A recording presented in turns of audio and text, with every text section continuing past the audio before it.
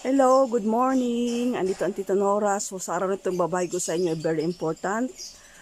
Formula o calculation. Tamang formula at tamang calculation. So kung ito naman ay may division na siya, nakadivide na siya, hindi ka na magdi-divide, ita-translate natin ngayon dito. Kung ito ay gagamitin mo ang tape measure. So number 1.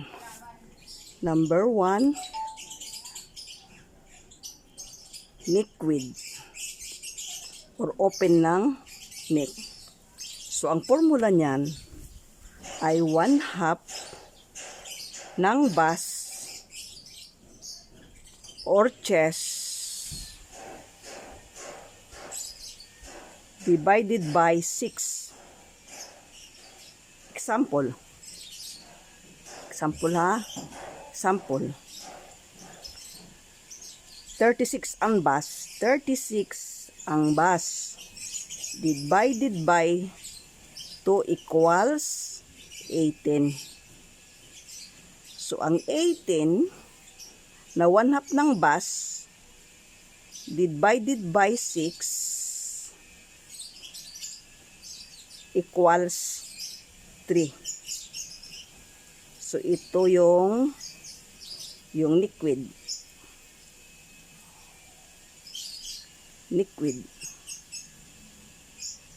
So, yan yung liquid, ha? So, 1/2 ng bus or chest divided by 6. So, example, 36 ang bus. Dinivide mo sa todo, 18. So, 18 divided by 6 is equals to 3. So, yun ang liquid mo. So, yan. Sabak tayo, ha? Sabak tayo. Itong harap, ito ay constant na 2.5. 2.5 yan. And then, kung halimbawa, every 2 sizes, magdadagdag ka ng 1/4. Dito, 1/4. Pero ako, ang ginagawa ko, lalo na at malalim o mga gown, so dyan lang ako sa 2.5. So, yan yung sukat niya. So, ito namang sukat nito, yan, yung itong taas na ito, ang sukat naman yan ay ito yon. Ang 1/2 ng bus, so ito ay A, ito ay B. Sa liquid yan, ha? 1/2 ng bus divided by 12.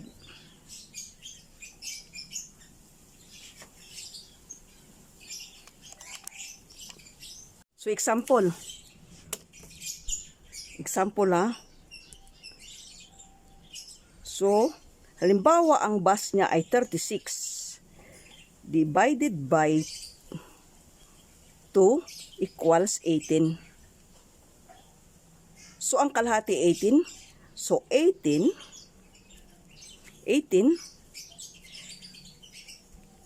divided by 12. So, divided by 12 equals, yan yung pataas na ipopoint mo doon yung kurba. So, ang kanyang sagot ay 1 and 3/8. 1 and 3/8 minus 1/4. Dito yan sa ganitong round neck siya, ha. So, may iba din tulad ng raglan, sa halip na magbawas ka, magdadagdag ka pa. So, sa next naman yon. So, ito yung kalahati ng bus na 18. So, ayan ang sample na pakalinaw, ha. Divided by 12. 1/2 ng bus divided by 12. Yun yung height ng, ito yung height. So, height ng bus. Lagyan natin ng height ng bus. Liquid height ng bus.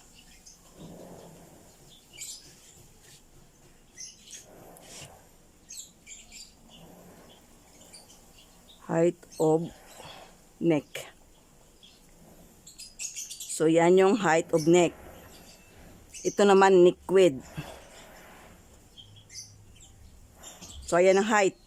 So, 1/2 ng bus is divided by 12. So, example, 36 divided by 2 equals 18. So, yung 18, i-divide mo ng 12. Yun ang 138 minus 1/4. Yan yung height ng neck. So, number 2. So, number 1 na tayo. May number 1. Number 2 na tayo, ha? Number 2. Armhole depth. So, yung lalim ng armhole. No? So, may dalawang paraan para makuha mo armhole depth.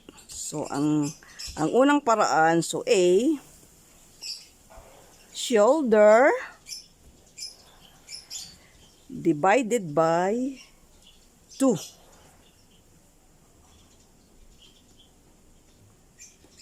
So, ito. Bawa ang shoulder niya ay 14.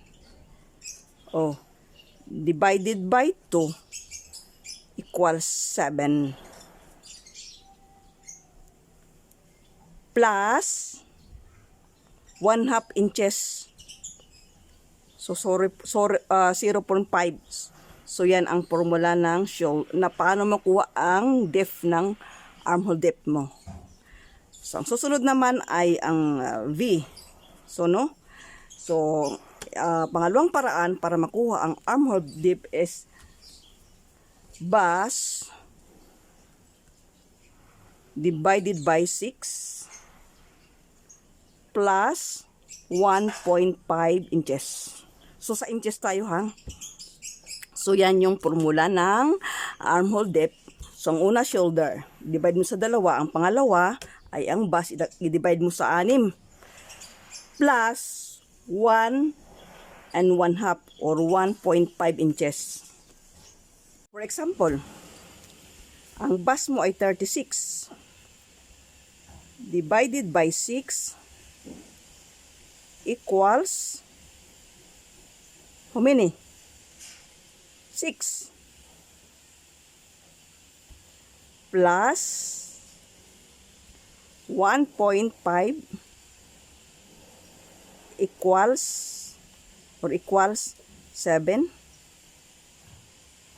and 1/2 or 7.5 or 7.5 or 7 and 1/2. So, pareho lang.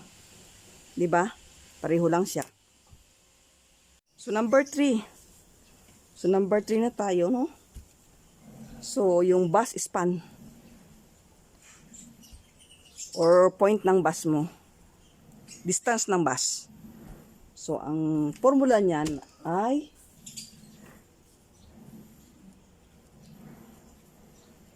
bus circumference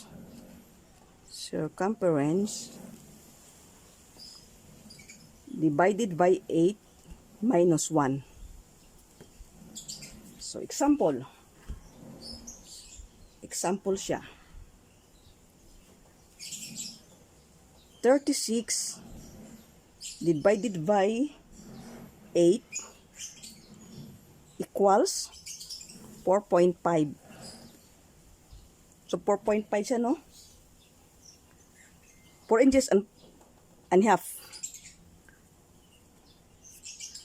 Minus 1 inch equals 3.5 or 3 and 1/2. So, yan yun, makukuha mo yung distance ng bus. No, napakaliwanag. So, kung halimbawa, nalimutan mong maliban na lang kung kukuha ka ng customize, kung malaking suso niya, siyempre malaking distance niyan. Pero sa standard size, yan po yung ito yung calculation at saka formula niya na nandoon nandito na divide na ito na yun siya. Na ito translate natin sa tape measure. So number 4.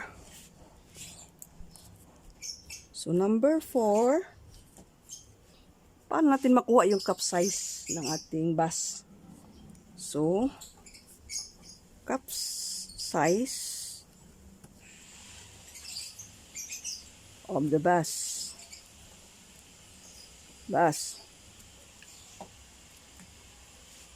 So, ang ano nito, ang formula niyan ay ganito. Bus circumference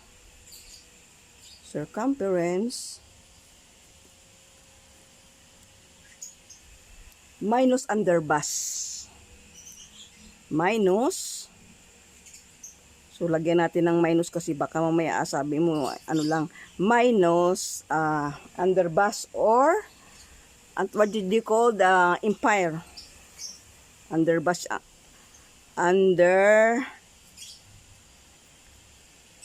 bus circumference. So, ayan siya. Divide 2.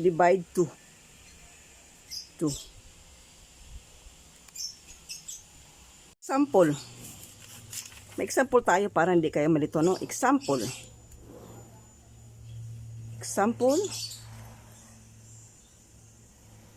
36 yung kanyang bus, no? 36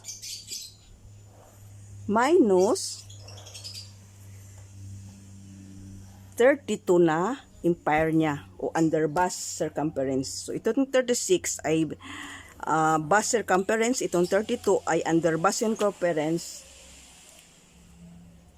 is equals to 4. So, yun ang sagot, 4. I-divide mo ngayon sa 2.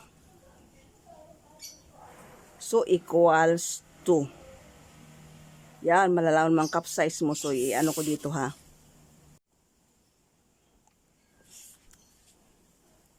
So, hanggang dito na lang. So, ito ay, nasa ano pa lang tayo ha. So, 11 ito. 11 na formula. So, nandito pa lang tayo sa 4. So, meron pa siyang 7. No, may 7 pa. So, abangan nyo na lang kung basta dito part 1 ng formula ang calculation, may part 2 ito. So, hanggang part 3 kay gusto ko ipaliwanag at gusto ko ring matutunan ninyo kung paano ang pagkuha, lalo ng mga beginners na wala pa gaano alam sa pagtatabas, pagpa-pattern. So, ito yung basehan natin. So, ito siya. Kung talagang hindi mo ito ginagamit, mahirapan ka talagang unawain. Pero pinakamadali ito dahil ito ay nakadivide na. Unlike sa nga, ini-explain ko ngayon, translate ko, kung wala kang ruler, ito yung gamit mo, ito yung formula niya. Pero pareho lang yun dito. Ito lang na-divide na, ito ay i-divide mo lang. I-divide mo pa. Ayan yung mga formula niya. Ayan yung mga formula. So, ayan. Number 1, ha? Number 2. So, number 3. So, number 4. So, ayan, 4. So, hanggang dito na lang. Bye for now. God bless everyone. See you on my next video. So, may 7 pa tayo. So, God bless everyone. Have a good day.